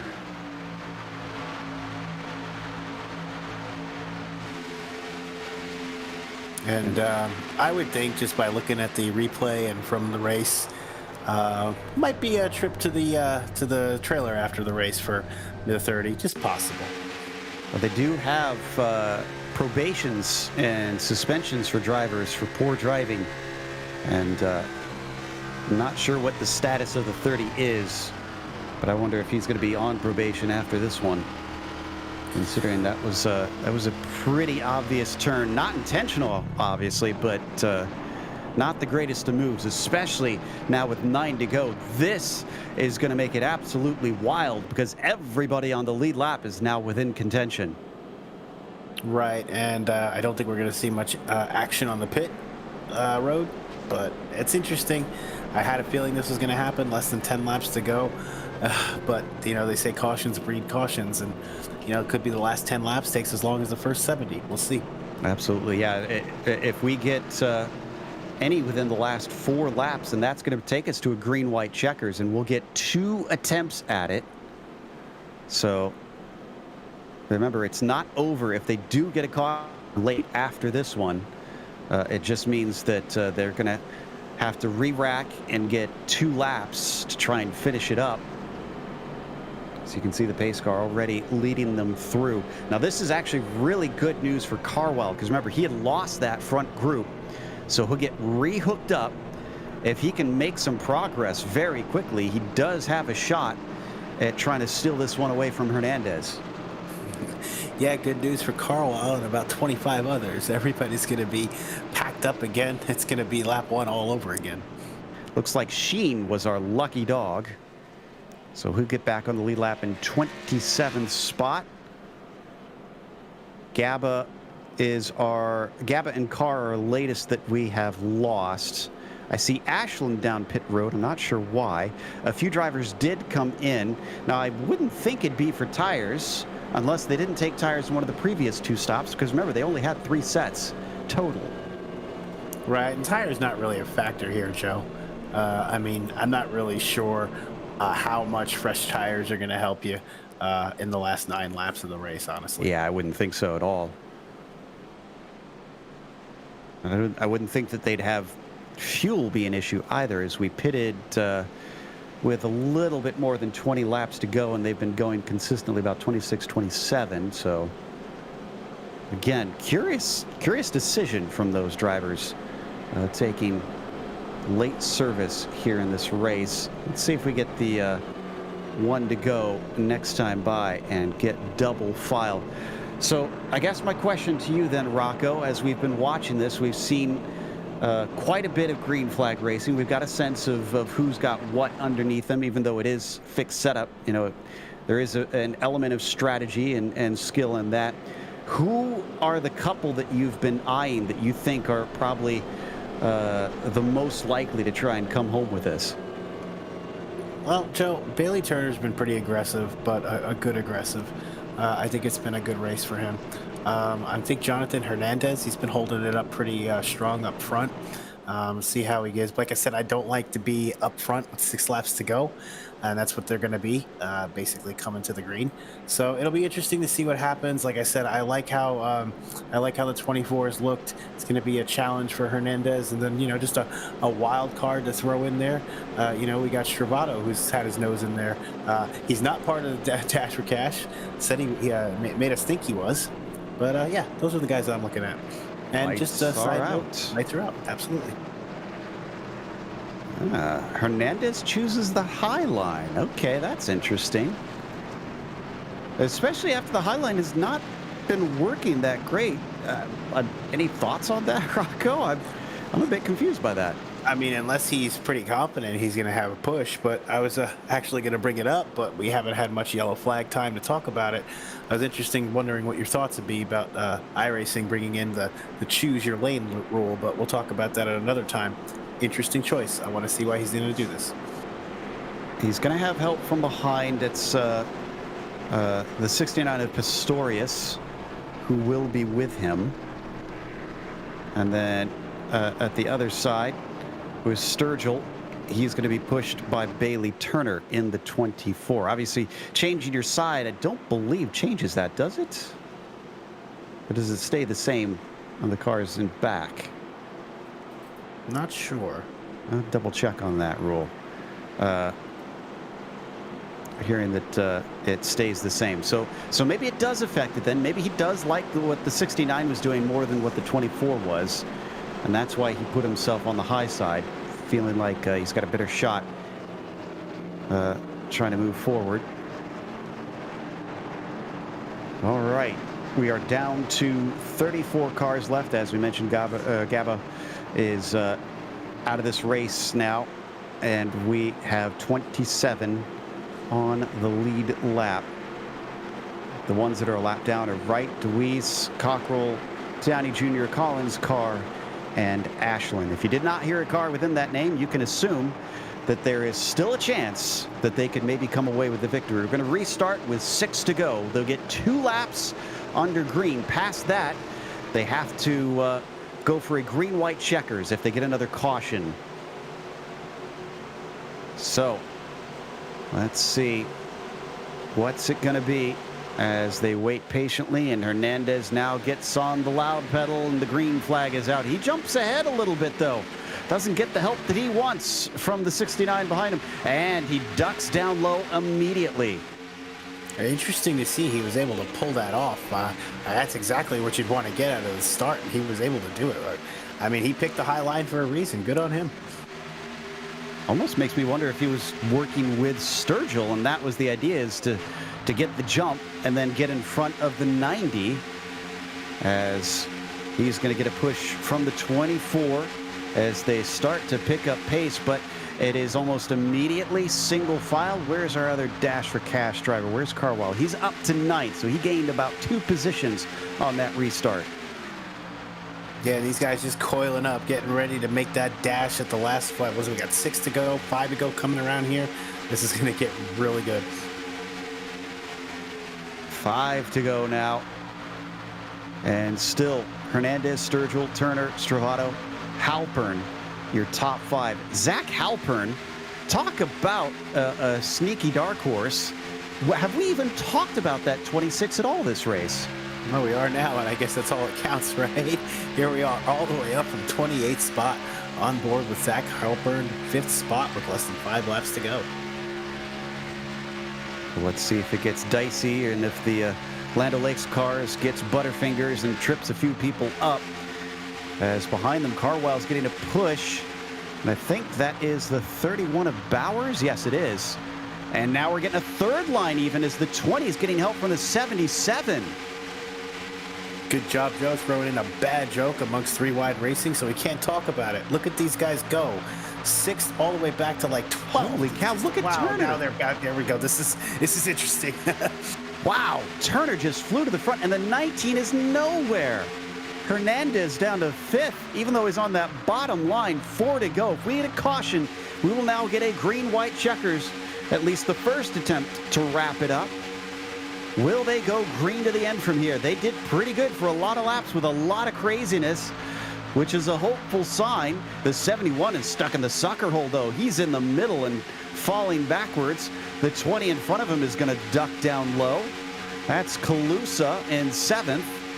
Up at the front, it is still Turner being pushed by Stravato. And the trust that's required of everybody. 3 wide, racing so many deep. Oh, this is great to see. Here comes Hernandez. Oh, here he comes, getting a push on the outside. Looks like Sturgill is going to be able to give him a shove. Top 2 nearly breaking away, and the block. Contact in the back, cars around, couple in the wall inside. Looks like no caution so far. They're off the racing line. We stay green. That was Weekly who went down low. Oh, things get wobbly as Hernandez doesn't like that. And now we get a turn. It's a big one. Oh, no. And Hernandez is on his lid. Oh, there goes one of our Dash for Cash competitors. It looks like Turner got through it. Stravato and Halpern. I think the 20 of Calusa as well. Let's take a look at what started this, and I think it was Sturgill getting a push from the 77. Yeah, the 77 with a little push, getting that rear quarter panel, sending them around, and everybody's just along for the ride at that point. Wow. So this will take us to our first green-white checker attempt, and many of our major players are not going to be able to take part as we have no spare cars. I saw plenty of drivers who found themselves, oh my goodness, just going to the moon. The 19 was in the air. Where did Carwile wind up in that? Did he get caught up? I'm not seeing him towards the front. I don't know, maybe we can get a couple onboards of some guy that made it through, but whew, that was heavy. Yeah, big damage for Carwile. I think he's out of contention for the Dash for Cash, unfortunately. Let's see. We've also got Jeff Wright, I think, was a lap down. Yeah, he's still a lap down. He actually might get the lucky dog in this. Where's Hronis? Hronis is one of our other ones. He's on the lead lap, and there. He made it. I think he made it. Fantastic from the 29. So he's on the lead lap. He's still in the hunt for it. And then Alex Bell is the last one. He unfortunately did not make it. This is Lakatos' view. Wow, there's a lot going on. A number of drivers are in pit lane, just hoping to get some repairs to try and salvage some points. We're watching the 15. Yeah, one more view from above, and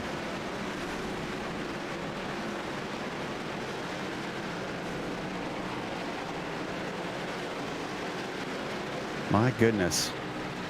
I mean, it took to the second to last lap, but we got the big one in Talladega. Okay, so the way this will work is if they get a caution with 2 to go on that first lap back to green, it will go back to caution, and they will get one more try at a green-white checkers. However, if they make it to the white flag, the caution will not be thrown. It is every man for themselves from there, and it is a dash to the finish. So here is our lineup now that we have had a big shakeup of drivers who have a clean car and are on the lead lap. Bailey Turner, AJ Stravato, Zach Halpern, Bryce Calusa, Steve Loving made it through. I think there's some damage on Lakatos' car. Let me double check on that one. On the track back there? Hard to tell. Yeah, it does look like somebody in the distance has stopped there. Lakatos has some severe damage, but he is on the lead lap. Nick Robinson is in this, in the number 70, another one that we haven't seen a whole lot of. Chuck Sweeting, he is up there, it looks like. There's a replay. Is this Jeff Wright, who's got a whole lot of damage? Maybe blew an engine. Looks like that car's expired. Yeah, there it went. So unfortunately, and that's important because remember, he was our highest driver with a win. He came into this one in 4th, and But he's going to be sent down the order yet again. Which takes us back to that stat that I mentioned at the very beginning. Let's see, Bailey Turner, is he on a win so far this season? Let's see who, if we're looking like a 9th winner so far.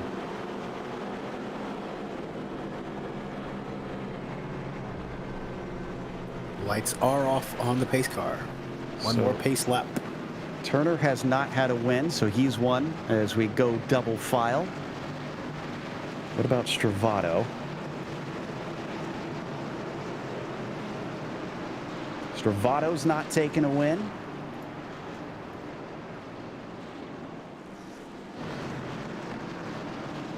Halpern has not had a win. Yeah, this is looking like we're gonna have another one in victory lane that could be new here. There's 3 right there. What about Kalusa?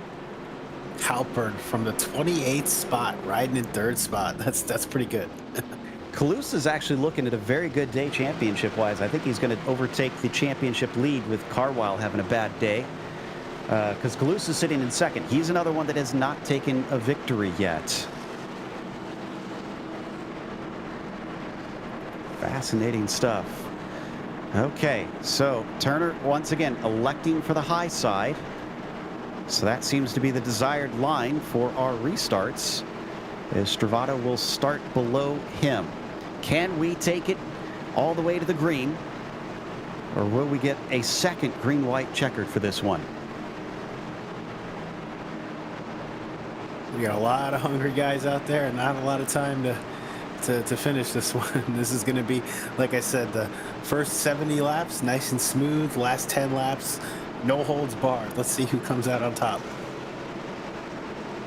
Out of turn 4 as the iRacing pace car leads the way and waits to hand it over to Turner. And will we get a driver taking home $50 in this process as well? Cronus being the best position right now, but starting from 13th. A lot of people to pass to try and put some money in his pocket. Through the tri-oval, waiting for it. Ooh, a little bit of a checkup back there from the 70, and the green flag is out. Hopefully that doesn't cause some issues. Got some damaged cars at the front of this pack. Yeah, and I think he's trying to pull out of the way. Oh, and we are already getting some spinners and some wreckers in the back. The 4 involved. No caution, though, amazingly. Yeah, it looks like the stewards are feeling that it's not affecting the lead of the race, so they're going to let it go. It all spun down onto the apron. So, Turner leads Kalusa, Stravato, Halpern, Lakatos. That's your top 5. The 4 are a long ways back from, or ahead of Lakatos, though. This has become a 4-horse race, essentially, as we fly towards the start-finish line. Are we going to get the white flag and finish under green here? And who is going to be our winner in the end? Into the tri-oval. Just have a few more 100 feet to go. A white flag is waiting for him, and the 24 takes it. We are going to finish under green. Bailey Turner with the lead, Kalusa chasing, Stravato 3rd, and Halpern behind him in 4th. They've also got Sweeting back there. Oh, Sweeting managed to get up to 5th here in the 74, and he's going to try and take a run along the high side. None of the others trying to poke their nose out. Go with him. Come on, go with him. And he can't get the speed up. Now, Halpern dives up. Sweeting is going to have someone on the high line to go with him. He manages to get upside the 33. It is still being led by Turner.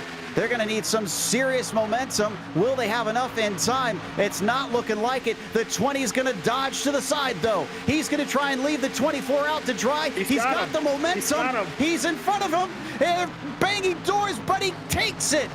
And it is Bryce Kalusa who wins in the end. Incredible stuff. 9th winner out of 9 rounds, and Bryce Kalusa snookered Bailey Turner through the tri-oval. Wow, that was some really good racing at the end. These guys all deserve credit. Tough for Bailey Turner, but what a move by Bryce Kalusa. It was clean. He earned it. Well done, number 20. And you're going to see the 26 of Halpern got enough of a run that he did manage to get a third place in a podium here today. Now look at this. Now he has some connection issues. You're going to see him blink out a little bit, but he still manages to get a fantastic run. There he goes for a brief moment, and he's back in around the outside. Side drafts enough to try and pull alongside the 24.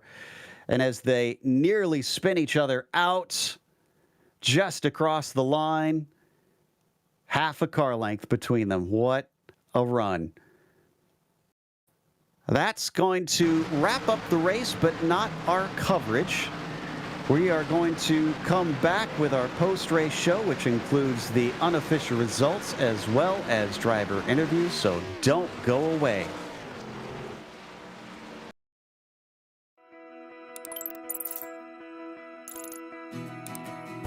iRacing is a sim racing game that combines a true-to-life racing experience with an online community of virtual racers from all around the globe. iRacing offers a multitude of officially licensed cars and tracks, laser scanned with millimeter accuracy. Their car models and mechanical systems are based on real-world physics, engineered in cooperation with manufacturers and race teams. Their skill license system ranges from rookie to pro, ensuring members are always pitted against those with similar skill sets. Members are able to sign up for a weekly race series, compete in time trials, host a private race with friends, and participate in racing leagues created and run by the community. With over 170,000 members, iRacing works in partnership with renowned motorsports organizations like NASCAR to deliver virtual races based on the real-life NASCAR Cup Series, as well as many other series on the NASCAR ladder. iRacing also features team racing, providing a variety of options for members to create and manage their own teams. Race with friends or real-world teammates in full-length endurance events like the 24 Hours of Daytona, Spa 24, or the Bathurst 12 Hour. Additional partners include IMSA, World of Outlaws, Supercars, and IndyCar, allowing members to race in their very own Indianapolis 500, Bathurst 1000, Chili Bowl, and many more iconic events. This is iRacing, delivering the most authentic racing experience short of getting into a real race car. Sign up today at iRacing.com.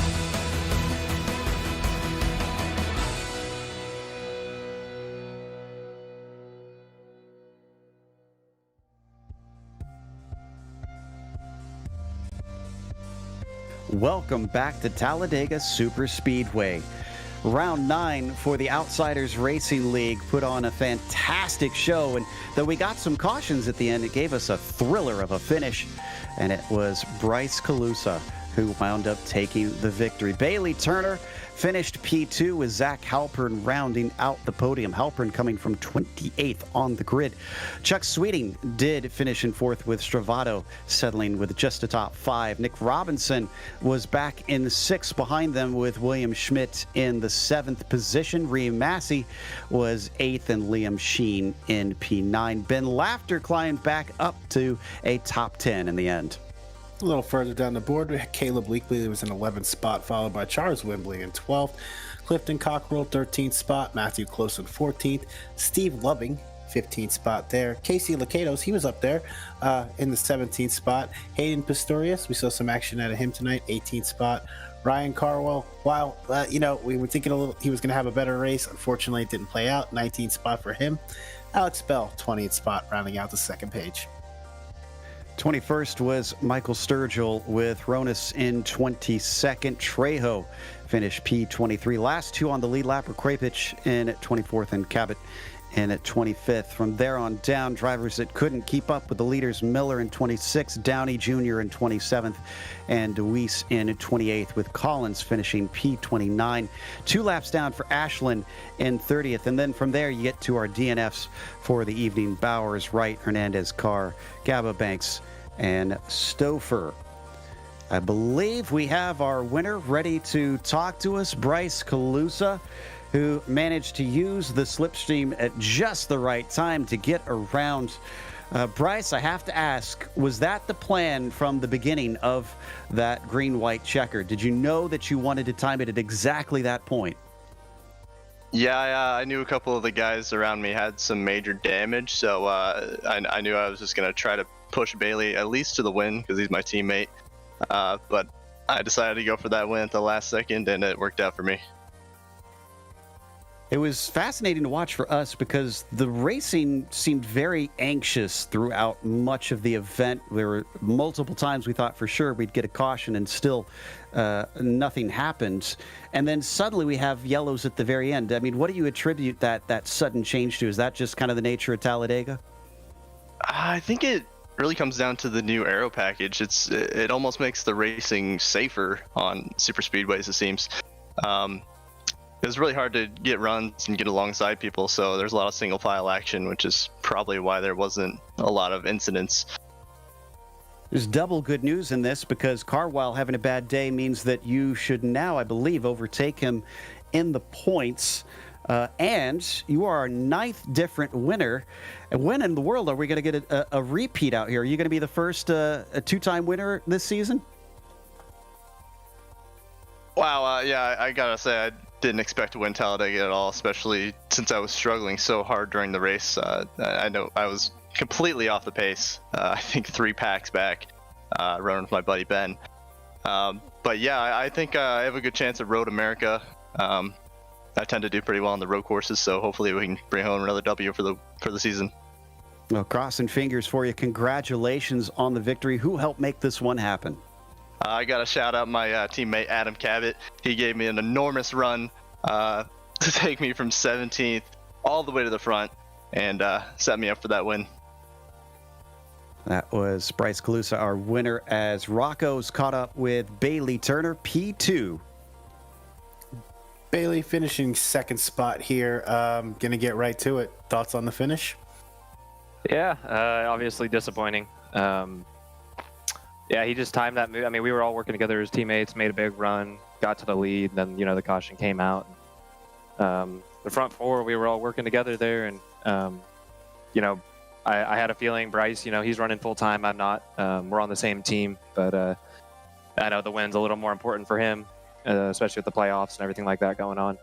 And he just timed that move perfectly. I wasn't gonna put him in a bad position there. I didn't want either of us to wreck and, basically take away from running up front all day and having a good race. So, yeah, we just I tried to, drag the brake a little bit and hope that he couldn't develop a big run. And then I swear he had a little bit of an internet blip, and then all of a sudden he's to my outside, and then there's nothing you can do, just trying to fight off that side draft. I tried to side draft him back, but it just wasn't enough. Yeah, we did see that blip on our end too. So an interesting little wrinkle to everything. Understood for sure. He said he took the opportunity to pass you. Had you guys discussed prior to the race if you were in that position, what would happen? We discussed that we were just all going to work together there until it was go time, and for him that was go time. And yeah, just unfortunately couldn't make. I didn't want to, like I said, I didn't want to put either of us in a bad spot there. He's a teammate, and I'm happy for him to get another W this season. So good stuff, Bailey. Who's in your corner over there? We got Bryce, AJ, Adam Cabot, and Eric Hutton, and all worked great on our team. And then also want to thank Zach Halpern for a little bit of help there on a push. Excellent. It was a pleasure watching you run tonight. 2nd spot. Good to see you. Good run tonight, man. All right, thank you. And lastly, we have 3rd place finisher Zach Halpern joining us. Zach is probably felt a little bit close for a 3rd place, considering you nearly got caught up in that big one. Zach, do you have a copy? Can you hear me? Now we got you. There we go. Thanks for the broadcast, guys. Appreciate y'all picking up this week. Oh, not a problem at all. Tell us about the big one there before the last restart. You were nearly caught up in it, and actually I didn't notice until now. You got quite a bit of damage from it, so this 3rd place is impressive. Yeah, I was actually down 15 RPM, and thankfully I was able to link up with the other top 4 there towards the end, and we kind of just coordinated things, and thankfully we were able to pull away, and thankfully the damage wasn't too bad there at the end. Just, it's people pushing at Talladega and that kind of wreck is going to happen, and me getting through with the little damage I did, I'll still take.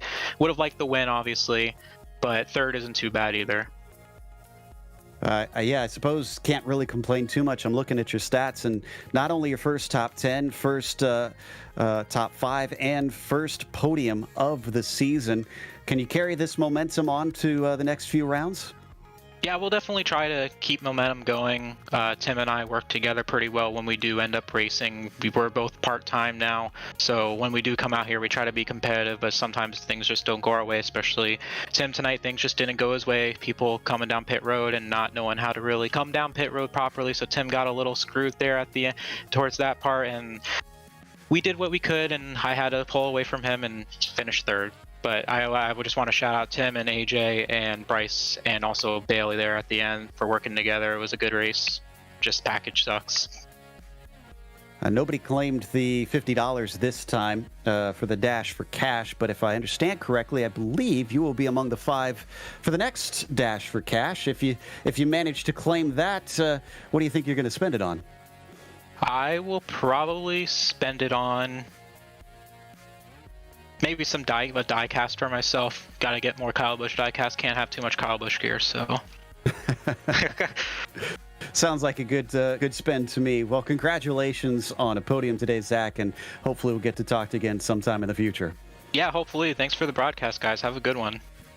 That was Zach Halpern, P3 today, climbing up from 28th and making good on the craziness of Talladega. But that will wrap us up for this evening. And of course, we want to give a big thank you to the Outsiders Racing League for bringing us on to cover this race. It was certainly a joy for us. It gave us a lot of excitement on the track. But also, we want to thank the companies that provide the software and the hardware for our broadcast listed here on your screen. Additional thanks go to June Lalonde, who provides our wonderful music. See the Screen, proud to get hold of more of her great work. And thanks to the team today, Rocco, Ryan, and Dougie. If you'd like to find out more about GSRC, including upcoming races, you can find it at globalsimracingchannel.com, or you can check out our social media through the outlets listed at the bottom of the screen. And if you'd like to support the channel, go check out our merchandise store at simracingmerch.com/GSRC. Link is in the description below.